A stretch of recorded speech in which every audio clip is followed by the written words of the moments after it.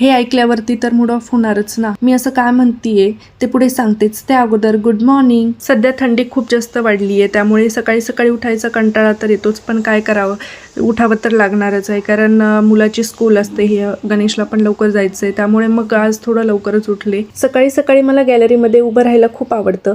पक्ष्यांचा छान किलबिलाट आणि आजूबाजूची असलेली शांतता पाहून दिवसाची सुरुवात एकदम फ्रेश मूडने होते.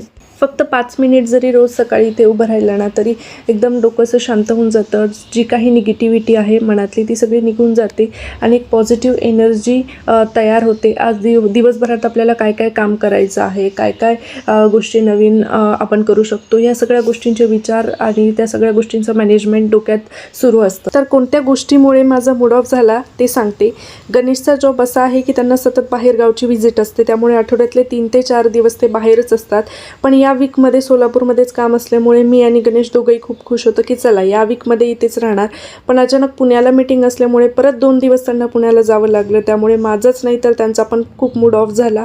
पण असो, जॉबमुळे या सगळ्या गोष्टी समजून घ्याव्याच लागतात. मी इथे हिमांशूच्या टिफिनची तयारी करत होते. आज टिफिनमध्ये त्याला सिंपल अशी कोबीची भाजी आणि चपाती दिली होती. त्याला आवडते पण, तर तो डबा पूर्ण खाऊन येत त्याला एकतर उठायचं नव्हतं आज, तर त्यामुळे मग त्याला उठवण्यामध्ये, टिफिन बनवण्यात एवढा लेट होऊन गेला की त्याला 5 ते 10 मिनिटं त्याला स्कूलला सोडायला उशीर झाला.